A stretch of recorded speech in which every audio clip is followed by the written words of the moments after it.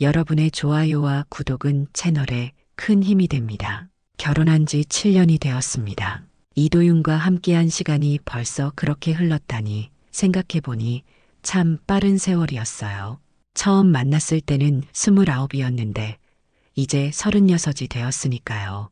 도윤은 작은 물류회사를 운영하고 있고 저는 결혼과 함께 다니던 회사를 그만두고 전업주부가 되었습니다. 매일이 비슷비슷했어요. 아침 7시에 일어나서 도윤 아침 차려드리고 8시 반에 배웅하면 온종일 혼자 집에 있게 됩니다. 청소하고 빨래하고 저녁 준비하고 그렇게 하루가 지나가죠. 도윤은 늘 바빴어요. 회사 일이 많다며 밤 9시, 10시에 들어오는 게 일상이었습니다. 아이가 있었다면 달랐을까요? 하지만 우리에게는 아직 아이가 없었어요. 처음 몇 년은 아직 젊으니까 조금 더 둘만의 시간을 갖자고 했었는데 시간이 지나면서 자연스럽게 그런 이야기도 뜸해졌습니다. 도윤은 회사 일에 바빠서 그런 것들에 별로 관심이 없는 것 같았어요. 혼자 있는 시간이 많다 보니 자꾸 이상한 생각들이 들었습니다. 이게 정말 제가 원했던 결혼 생활일까? 도윤은 저를 어떻게 생각하고 있을까? 우리는 정말 행복한 부부일까? 답이 명확하지 않은 질문들이 머릿속을 맴돌았어요. 친구들을 만나면 남편이 사업하니까 좋겠다는 말을 자주 들었습니다. 하지만 실제로는 그렇지 않았어요. 도윤은 사업이 잘 되지 않는다며 늘 스트레스를 받고 있었고 집에 와서도 회사 일 이야기만 했습니다. 제 이야기에는 별로 관심이 없었어요. 오늘 뭐 했어? 도윤이 가끔 물어보긴 했지만 대답을 끝까지 들어주지는 않았습니다. 제가 마트 갔다 와서 청소하고 라고 말하기 시작하면 벌써 휴대폰을 보거나 텔레비전으로 시선을 돌렸어요. 그럴 때마다 말을 끝까지 하지 못하고 입을 다물게 됐습니다. 주말에도 도윤은 골프를 치러 나가거나 회사 사람들과 만났어요. 네트워킹이 중요하다며 저를 혼자 집에 두고 나갔습니다. 처음에는 이해하려고 했어요. 사업을 하는 사람은 인맥 관리가 중요하다는 걸 알고 있었으니까요. 하지만 시간이 지날수록 외로움이 커졌습니다. 가끔 도윤에게 우리도 같이 어디 갈까? 라고 제안해봤지만 요즘 회사 일이 너무 바빠서라는 대답만 돌아왔어요. 그럴 때마다 제가 너무 이기적인 걸까 하는 생각이 들었습니다. 남편이 열심히 일하는데 투정을 부리는 건 아닐까 싶었어요. 결혼 전에는 이런 모습을 상상하지 못했습니다. 도윤은 연애할 때 정말 다정했거든요. 매일 연락하고 시간 날 때마다 만나고 싶어 했어요. 하지만 결혼 후에는 완전히 달라졌습니다. 아마도 책임감 때문이겠죠. 가정을 책임져야 한다는 부담감이 도윤을 더 일에 매달리게 만든 것 같았어요. 저는 그런 도윤을 이해하려고 노력했습니다. 집안일은 제가 모두 담당했고 도윤이 편하게 쉴 수 있도록 신경 썼어요. 하지만 마음 한구석에는 허전함이 있었습니다. 누군가와 진짜 대화를 나누고 싶었고 저라는 사람에게 관심을 보여주는 누군가가 필요했어요. 그런 일상이 계속되던 어느 날 작은 변화가 생겼습니다. 도윤의 회사 직원이 집에 자주 오게 된 거였어요. 그때는 그저 남편의 일을 도와주러 오는 부하 직원이라고만 생각했습니다. 그 사람이 제 인생을 완전히 바꿔놓을 줄은 꿈에도 몰랐어요. 남경석이라는 이름을 처음 들은 건 도윤이 회사에서 돌아와서였습니다. 오늘 새로 들어온 팀장이 정말 똑똑하더라. 이름이 남경석인데 이전 회사에서 실무를 많이 해봐서 우리한테 큰 도움이 될 것 같아.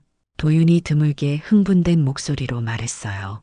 평소에 직원들에 대해 별로 언급하지 않는 사람이었는데 그날은 경석 이야기를 계속했습니다. 38살인데 아직 결혼 안 했대. 일에만 매달려 살았다고 하더라고. 도윤의 설명을 들으면서 어떤 사람일까 궁금해졌어요. 며칠 후 그 궁금증은 해결됐습니다. 도윤이 경석을 집으로 데려온 거였어요. 여보, 경석이 회사 일로 늦어져서 저녁 같이 먹자고 했어. 도윤이 전화로 말했을 때 조금 당황스러웠습니다. 갑작스럽게 손님이 온다니 준비가 안 됐거든요. 하지만 남편 회사 사람이니까 잘 대접해야겠다고 생각했어요. 경석을 처음 본 순간의 느낌은 지금도 생생합니다. 키가 크고 단정한 외모였는데 무엇보다 저를 보는 눈빛이 달랐어요. 도윤과는 완전히 다른 시선이었습니다. 안녕하세요, 사모님. 갑작스럽게 찾아뵈어서 죄송합니다. 정중하게 인사하는 모습에서 교양이 느껴졌어요. 저녁 식사 내내 경석은 저에게 자주 말을 걸었습니다. 사모님이 직접 만드신 거예요? 정말 맛있네요. 이 반찬은 어떻게 만드시는 거예요? 같은 질문들이었는데 오랫동안 그런 관심을 받아본 적이 없었던 터라 기분이 좋았어요. 도윤은 제 요리에 대해 별로 언급한 적이 없었거든요. 경석이 요리에 관심이 많아서 그래. 혼자 살다 보니까 배우고 싶어 하더라고. 도윤이 설명했지만 저는 경석이 정말 요리에 관심이 있어서 그런 질문을 하는 건지 의문이 들었어요. 제게 관심을 보이는 것 같은 느낌이 들었거든요. 그 이후로 경석은 자주 우리 집에 왔습니다. 처음에는 일주일에 한 번 정도였는데 점점 횟수가 늘어났어요. 도윤은 경석이가 정말 믿을 만한 놈이다. 회사 일도 잘하고 성격도 좋아서 가족 같다며 좋아했습니다. 저도 처음에는 그냥 남편의 동료라고 생각했어요. 하지만 경석과 대화를 나누면서 묘한 기분을 느끼기 시작했습니다. 경석은 제 말을 끝까지 들어줬어요. 제가 오늘 마트에서 이런 일이 있었다고 말하면 그래서 어떻게 하셨어요? 라며 계속 관심을 보였습니다. 도윤과는 완전히 다른 반응이었어요. 사모님은 결혼 전에 어떤 일을 하셨어요? 경석의 질문에 회계일을 했었어요 라고 답했더니 그럼 숫자에 능하시겠네요. 저희 회사에도 그런 분이 필요한데라며 웃었습니다. 농담이었겠지만 제 과거를 인정해주는 느낌이 들어서 기뻤어요. 주말에도 경석이 오는 경우가 많아졌습니다. 회사 일이 급해서라는 이유였는데 실제로는 도윤과 이야기하는 시간보다 저와 대화하는 시간이 더 많았어요. 도윤이 골프 채널을 볼 때 경석은 부엌으로 와서 제가 요리하는 걸 구경했습니다. 사모님 혼자 계실 때가 많으시죠? 어느 날 경석이 조심스럽게 물어봤어요. 네, 남편이 바빠서요. 외롭지 않으세요? 그 질문에 순간 멈칫했습니다. 외롭다고 말해도 되는 건지, 그런 마음을 드러내도 괜찮은 건지 망설여졌어요. 가끔은요. 결국 솔직하게 답했더니 경석이 이해한다는 눈빛을 보냈습니다. 도윤 형이 워낙 일에만 매달리니까요. 사모님 같은 분이 집에서 기다리고 있는데 말이에요. 그 말을 들으면서 가슴이 두근거렸어요. 누군가 제 상황을 이해해준다는 느낌이었습니다. 그날 밤 잠자리에서 계속 경석 생각이 났습니다. 이런 감정을 느끼는 게 정상인지, 결혼한 여자가 다른 남자에게 이런 마음을 가져도 되는 건지 혼란스러웠어요. 하지만 오랫동안 잊고 있던 설렘 같은 게 다시 살아나는 느낌이었습니다. 그날도 도윤은 출장을 갔습니다. 이틀 동안 부산에 내려간다며 아침 일찍 나갔어요. 혼자 있는 시간이 길어질 때마다 공허함이 더 커졌는데 그날은 유독 그런 기분이 심했습니다. 저녁을 혼자 먹으면서 텔레비전을 봤지만 집중이 안 됐어요. 8시쯤 경석에게서 전화가 왔습니다. 사모님, 도윤 형 연락이 안 되는데 혹시 무슨 일 있으신지 아세요? 출장 갔어요. 내일 저녁에 들어온다고 했는데요. 아, 그렇군요. 죄송합니다. 전화를 끊으려는데 경석이 다시 말했어요. 혹시 심심하시면 제가 맥주라도 사가서 놀러 가도 될까요? 잠시 망설였습니다. 남편이 없는데 다른 남자를 집에 들이는 게 맞나 싶었어요. 하지만 너무 외로웠고 경석과 대화하고 싶은 마음이 더 컸습니다. 네, 좋아요. 안주는 제가 준비할게요. 그렇게 대답하고 나서 왜 그런 말을 했는지 스스로도 의아했어요. 경석이 온 건 9시 반쯤이었습니다. 맥주 2병과 치킨을 사가지고 왔어요. 혼자 계시니까 뭔가 드실 것도 없을 것 같아서요. 그런 세심함이 고마웠습니다. 도윤은 출장 갈 때 저 혼자 남는 것에 대해 별로 신경 쓰지 않았거든요. 맥주를 마시면서 이런저런 이야기를 나눴습니다. 경석의 어린 시절 이야기, 대학교 다닐 때 이야기, 이전 회사에서 있었던 재미있는 일들, 도윤과는 나누지 못했던 깊이 있는 대화였어요. 시간 가는 줄 모르고 이야기했습니다. 사모님은 결혼 생활이 어때요? 경석이 갑자기 물어봤을 때 당황스러웠어요. 그냥 평범해요. 평범하다는 게 좋은 건가요? 아쉬운 건가요? 그 질문에 답하기 어려웠습니다. 솔직히 말하면 아쉬운 게 많았지만 그런 말을 다른 남자에게 해도 되는 건지 고민됐어요. 조금 아쉬운 것 같아요. 결국 솔직하게 답했더니 경석이 고개를 끄덕였습니다. 도윤 형이 일에만 매달려서 사모님한테 소홀한 것 같아요. 사모님 같은 분이 집에 있는데 말이에요. 그 말을 들으면서 가슴이 뜨거워졌어요. 누군가 제 마음을 이해해준다는 느낌이었습니다. 맥주가 더 들어가면서 분위기가 달라졌습니다. 경석의 눈빛이 전과 다르게 느껴졌고 저도 모르게 그 시선을 피하지 않고 있었어요. 사모님, 제가 이상한 말 해도 될까요? 뭔데요? 사모님을 보면 너무 아까운 생각이 들어요. 이렇게 혼자 계시는 게요. 그 순간 마음이 흔들렸습니다. 오랫동안 누구에게도 듣지 못했던 말이었거든요.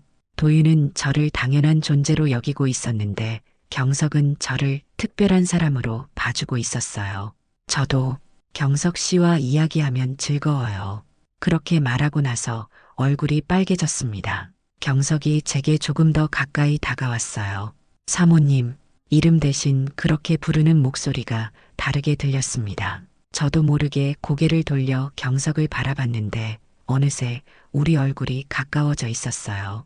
그리고 돌이킬 수 없는 일이 일어났습니다. 다음 날 아침 눈을 떴을 때 후회가 밀려왔습니다. 어떻게 이런 일이 생겼을까? 제가 미쳤던 걸까? 경석도 비슷한 기분인 것 같았어요. 사모님, 죄송해요. 제가 실수했습니다. 아니에요, 저도 실수였어요. 서로 실수였다고 하면서도 둘 다 그게 진심이 아니라는 걸 알고 있었습니다. 이런 일은 다시 없을 거예요. 경석이 집을 나가면서 말했지만 며칠 후 경석에게서 문자가 왔어요. 사모님, 괜찮으세요? 그 문자를 받고 답장을 보냈습니다. 그렇게 연락이 이어지기 시작했어요. 실수라고 말했지만 서로 잊을 수 없었던 겁니다. 한 달쯤 지났을 때부터 도윤의 태도가 조금씩 달라지기 시작했습니다. 처음에는 제가 예민해서 그런가 싶었는데 점점 확실해졌어요. 평소보다 제 행동을 유심히 지켜보는 것 같았고 질문도 많아졌습니다. 오늘 뭐 했어? 누구랑 연락했어? 같은 것들이었는데 전에는 별로 관심 없던 일들이었거든요. 경석과는 일주일에 두세 번 만나게 됐습니다. 주로 도윤이 회사에 있을 때 잠깐씩 집에 들르는 시기였어요. 처음에는 죄책감이 컸지만 시간이 지나면서 그런 감정보다는 설렘이 더 커졌습니다. 경석과 있을 때만큼은 제가 진짜 여자로 취급받는 느낌이었거든요. 지은아, 요즘 표정이 밝아진 것 같은데? 도윤이 어느 날 갑자기 말했을 때 깜짝 놀랐어요. 그래요? 응, 뭔가 좋은 일 있어? 그런 질문을 받으니 가슴이 두근거렸습니다. 혹시 눈치챈 건 아닐까 싶어서요. 별일 없는데요. 날씨가 좋아져서 그런가 봐요. 하지만 도윤의 의심은 계속됐습니다. 제가 휴대폰을 보고 있으면 누구랑 연락해? 하고 물어봤고 외출하고 돌아오면 어디 갔다 왔어? 하고 확인했어요. 전에는 제가 뭘 하든 별로 신경 쓰지 않았는데 갑자기 관심을 보이니까 어색했습니다. 어느 날은 제가 화장실에 간 사이 도윤이 제 휴대폰을 들여다보는 걸 봤어요. 다행히 경석과 주고받은 문자는 모두 지워둔 상태였지만 그런 행동을 보니 정말 의심하고 있다는 걸 확신했습니다. 여보, 뭐해? 아, 시간 보려고. 어색한 변명이었어요. 경석에게 이런 상황을 말했더니 조심해야겠네요 라고 했습니다. 도윤 형이 예민해지고 있는 것 같아요. 회사에서도 제게 자꾸 이상한 질문을 해요. 어떤 질문이요? 사모님과 친하냐고 묻더라고요. 그냥 인사 정도만 한다고 했지만요. 점점 위험해지고 있다는 걸 느꼈습니다. 그런데도 관계를 끊을 수 없었어요. 경석과 함께 있는 시간이 제게는 너무 소중했거든요. 오랫동안 잊고 있던 감정들을 다시 느낄 수 있었고 저라는 사람의 존재감을 확인할 수 있었어요. 도윤과의 관계에서는 느낄 수 없는 것들이었습니다. 도윤은 더 노골적으로 의심하기 시작했어요. 제가 외출했다 돌아오면 차 열쇠를 확인하더니 블랙박스를 보는 것 같았어요. 어느 날은 오늘 마트 갔다고 했는데 영수증 어디 있어? 라고 물어보기도 했습니다. 그런 질문들이 점점 구체적이고 날카로워졌어요. 집안에 있는 CCTV도 자주 확인하는 것 같았습니다. 거실과 현관에 설치된 카메라였는데 전에는 별로 신경 쓰지 않던 것 같았거든요. 하지만 요즘에는 퇴근하고 와서 컴퓨터로 뭔가 확인하는 시간이 늘어났어요. 경석과 만날 때도 더 조심스러워졌습니다. CCTV가 보이지 않는 곳에서 만나거나 아예 밖에서 잠깐 만나는 식으로 바뀌었어요. 하지만 그런 만남들이 더 자극적으로 느껴지기도 했습니다. 몰래 만난다는 스릴 때문이었을까요? 이렇게 계속 숨어서 만나는 게 맞나요? 경석이 어느 날 물어봤을 때 답하기 어려웠어요. 옳지 않다는 걸 알고 있었지만 그만두고 싶지는 않았거든요. 조금만 더 그렇게 말하면서도 이 관계가 언젠가는 들통날 거라는 불안감이 있었습니다. 도윤의 의심이 계속되면서 집 안 분위기도 이상해졌어요. 예전에는 무관심했다면 이제는 감시당하는 느낌이었습니다. 제가 뭔가 숨기고 있다는 걸 확신하고 있는 것 같았어요. 하지만 직접적으로 추궁하지는 않았습니다. 아마 확실한 증거를 찾고 있는 것 같았어요. 그날은 도윤이 또 출장을 간 날이었습니다. 대구에서 이틀 동안 거래처 미팅이 있다며 떠났어요. 경석과 저는 그동안 조심스럽게 만나왔지만 그날은 도윤이 없다는 안도감에 조금 방심했나 봅니다. 경석이 저녁 8시쯤 집에 왔고 우리는 평소보다 더 가까이 앉아서 이야기를 나누고 있었어요. 도윤 형 언제 들어와요? 내일 저녁이요. 늦을 거예요. 그 말을 들은 경석의 눈빛이 달라졌습니다. 시간이 충분하다는 뜻이었으니까요. 우리는 자연스럽게 서로에게 다가갔고 순간 모든 걸 잊고 있었어요. 도윤도 죄책감도 위험성도 그때였습니다. 제 휴대폰에서 전화벨 소리가 울렸어요. 도윤이었습니다. 평소 같으면 바로 받았을 텐데 그 순간은 그럴 수 없는 상황이었어요. 경석과 너무 가까이 있었고 제정신이 아니었거든요. 받아야 하는 거 아닌가요? 경석이 말했지만 저는 고개를 저었습니다. 하지만 전화가 계속 울렸어요. 한 번, 두 번, 세 번. 결국 받기로 했는데 그만 실수를 하고 말았습니다. 전화를 받으면서 스피커폰 버튼을 눌렀던 거예요. 평소에 요리하면서 전화 받을 때 자주 사용하던 기능이라 습관적으로 누른 것 같았어요. 여보? 도윤의 목소리가 스피커를 통해 나왔습니다. 네. 제가 대답하려는 순간 경석이 제 어깨에 손을 올렸어요. 그리고 제 귀에 뭔가 속삭였습니다. 스피커폰이 켜져 있다는 걸 완전히 잊고 있었어요. 지은아, 누구랑 있어? 도윤의 목소리가 갑자기 날카로워졌습니다. 그제야 제정신이 들었어요. 급하게 스피커폰을 끄려고 했지만 이미 늦었습니다. 아니에요. 텔레비전 소리예요. 어떻게든 둘러대려고 했지만 도윤은 이미 눈치챈 것 같았어요. 텔레비전? 지금 뭐 하고 있어? 그냥 집에 있어요. 혼자? 그 질문에 답하기 어려웠습니다. 거짓말을 하자니 양심이 찔렸고 사실을 말하자니 모든 게 끝날 것 같았어요. 네, 혼자요. 결국 거짓말을 했습니다. 하지만 도윤은 의심을 거두지 않았어요. 이상하네. 분명히 남자 목소리가 들린 것 같은데 착각이실 거예요. 드라마 보고 있었어요. 계속 거짓말을 하면서도 가슴이 두근거렸습니다. 경석은 제 옆에서 숨죽이고 있었어요. 그래, 그럼 지금 뭐 하고 있는지 영상통화로 보여줘. 도윤의 요구에 당황했습니다. 영상통화를 하면 경석이 들킬 수밖에 없었어요. 지금 샤워 막 끝내서 좀 그래요. 샤워를 언제 했는데? 조금 전에요. 도윤의 목소리가 점점 차가워졌습니다. 지은아, 나한테 거짓말하고 있는 거야? 아니에요. 왜 그러세요? 그럼 지금 당장 집 CCTV 확인해 볼까? 그 말에 정말 당황했어요. CCTV에는 경석이 들어오는 모습이 다 찍혀 있을 테니까요. 여보, 저 정말 혼자 있어요. 마지막으로 거짓말을 했지만 도윤은 더 이상 믿지 않는 것 같았어요. 알겠어. 내가 직접 확인해 보겠어. 그리고 전화를 끊어버렸습니다. 그 순간 모든 게 끝났다는 걸 직감했어요. 경석도 상황의 심각성을 느낀 것 같았습니다. 도윤 형이 눈치챈 것 같네요. 어떡하죠? 일단 제가 가야겠어요. 경석이 급하게 옷을 정리하며 일어났습니다. 사모님도 준비하세요. 도윤 형이 돌아올 수도 있어요. 정말로 그랬습니다. 경석이 나간 지 1시간 후 도윤이 집으로 돌아왔어요.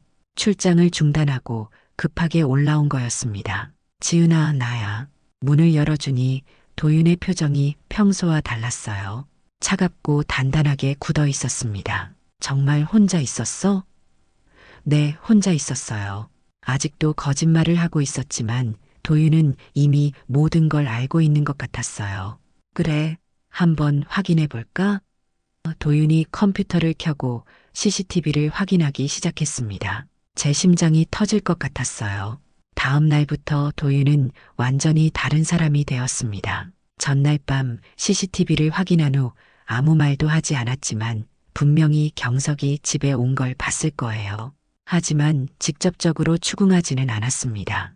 오히려 평소보다 더 조용했어요. 마치 뭔가 계획을 세우고 있는 것 같았습니다. 오늘은 집에 일찍 들어올 거야.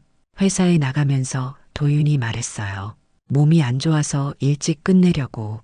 예전 같으면 기뻤을 텐데 그날은 왠지 불안했습니다. 도윤의 표정이 너무 평온했거든요. 뭔가 숨기고 있는 것 같은 느낌이었어요.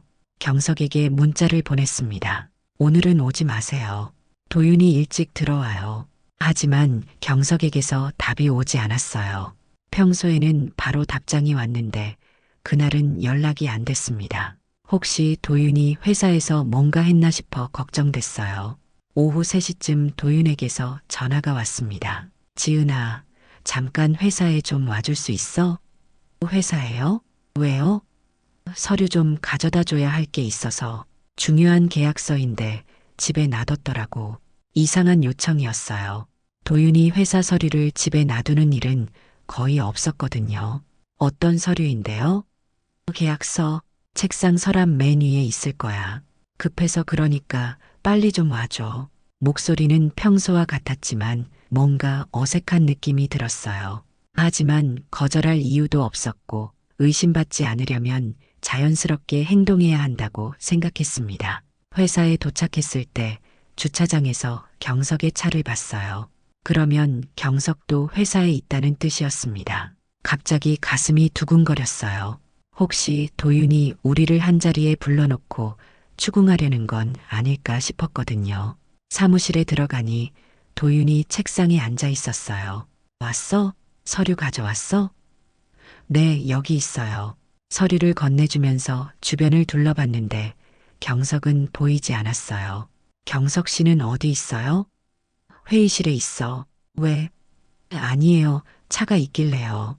도윤이 갑자기 일어났습니다. 지은아, 잠깐 회의실에 같이 가자. 회의실에요? 왜요? 보여줄 게 있어서 불안한 마음이 들었지만 따라갔어요. 회의실 문을 열자 경석이 앉아 있었습니다. 우리가 들어가자 고개를 들었는데 표정이 어두웠어요. 앉아. 도윤이 차가운 목소리로 말했습니다. 그리고 테이블 위에 뭔가를 올려놓았어요. 태블릿이었는데 화면에는 우리 집 CCTV 영상이 재생되고 있었습니다. 경석이 집에 들어오는 모습, 저와 함께 있는 모습들이 차례로 나왔어요.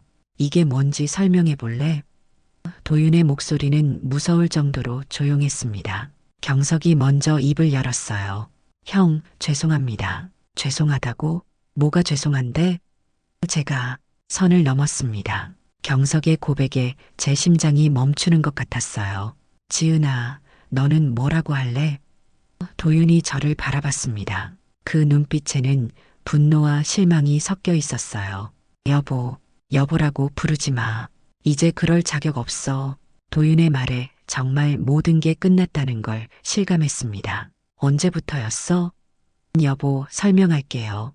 설명? 뭘 설명해? 내가 다 봤는데? 도윤이 태블릿을 넘기면서 더 많은 영상들을 보여줬어요. 며칠 전 영상, 일주일 전 영상, 한 달 전 영상까지 모든 게 기록되어 있었습니다. 너희가 이러는 동안 나는 뭐였을까? 도윤의 목소리가 떨렸어요. 매일 회사에서 열심히 일해서 가정을 지키려고 했는데 집에서는 이런 일이 벌어지고 있었구나. 그제야 제가 얼마나 큰 잘못을 했는지 깨달았습니다. 경석이 무릎을 꿇었어요. 형, 정말 죄송합니다. 모든 게 제 잘못입니다. 내 잘못? 혼자서 한 일이야? 도윤이 저를 째려봤습니다. 지은이도 동의했잖아. 변명할 여지가 없었어요. 정말 제가 동의한 일이었으니까요. 이제 어떻게 할 건데? 도윤이 물어봤을 때 아무도 대답하지 못했어요. 이혼할 거야.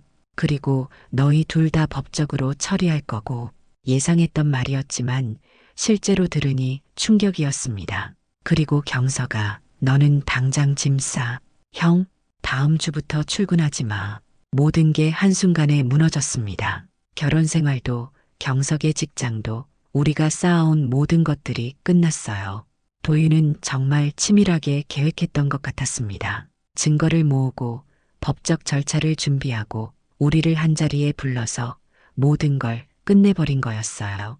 이혼 절차는 생각보다 빨리 진행됐습니다. 도윤이 모아둔 증거들이 너무 명확했거든요.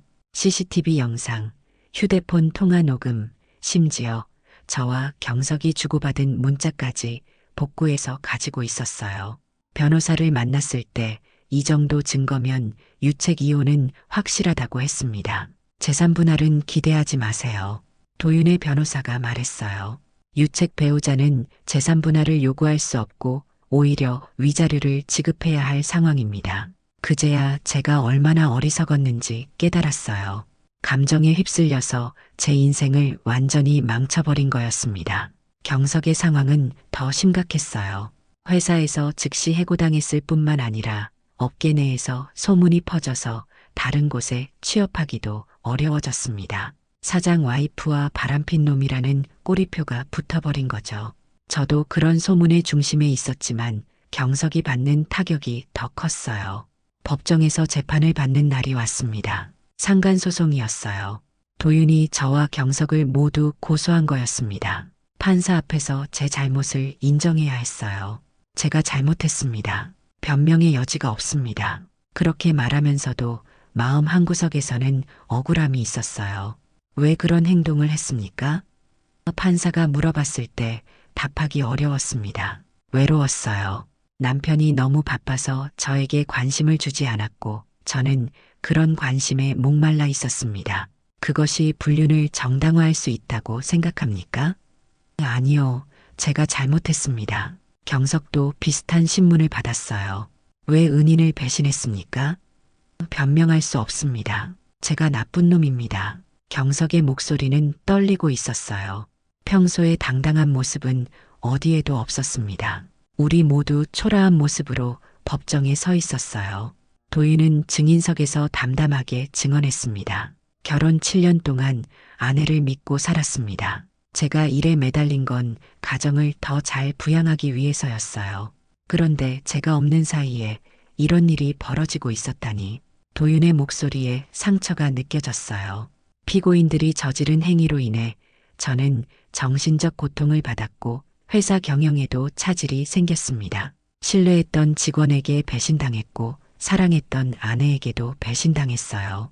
도윤의 증언을 들으면서 제가 얼마나 큰 상처를 줬는지 실감했습니다. 판결이 나왔습니다. 저와 경석은 각각 2천만 원씩 위자료를 지급하라는 판결이었어요. 제게는 감당하기 어려운 금액이었습니다. 결혼 후 전업주부로 지내면서 별다른 수입이 없었거든요. 친정에 도움을 요청해야 했지만 부모님께 이런 일을 어떻게 말씀드려야 할지 막막했어요. 집에서 나와야 했습니다. 당연한 일이었죠. 도윤 명의의 집이었고 저는 이혼 후 머물 자격이 없었으니까요. 친정으로 돌아갈 수밖에 없었어요. 부모님께 사실을 말씀드렸을 때 아버지는 몇 날 며칠 말씀을 안 하셨고 어머니는 계속 우셨습니다. 어떻게 그런 일을 할 수 있었니? 어머니의 질책에 할 말이 없었어요.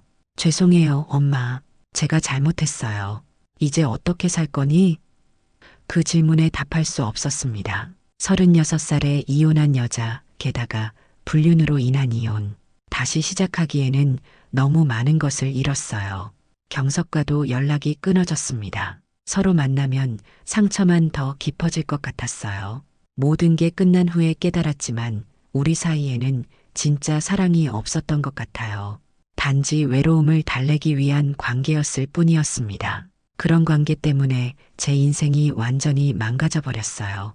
동네에서도 소문이 났습니다. 정지은이 바람 피워서 이혼했다더라. 그런 소문들이 귀에 들려올 때마다 창피해서 밖에 나가기 싫었어요. 제가 선택한 일이지만 그 결과가 이렇게 가혹할 줄은 몰랐습니다. 한순간의 실수가 평생의 상처가 되어버린 거였어요. 이혼한 지 1년이 지났습니다. 그동안 저는 친정에서 지내면서 조금씩 제자리를 찾아가고 있었어요. 편의점에서 아르바이트를 시작했고 나중에는 작은 카페에서 일하게 됐습니다. 하루하루 버티면서 위자료를 갚기 위해 돈을 모으고 있었어요. 경석은 결국 다른 지역으로 이사를 갔다고 들었습니다. 이곳에서는 더 이상 일할 수 없었거든요. 소문이 퍼져서 어디서도 받아주지 않았어요. 가끔 궁금해서 소식을 알아봤지만 별로 좋지 않다고 했습니다. 저도 마찬가지였지만 남자인 경석이 받는 사회적 시선이 더 차가웠나 봐요. 도윤의 소식도 가끔 들려왔습니다. 회사는 더 잘 되고 있다고 했어요.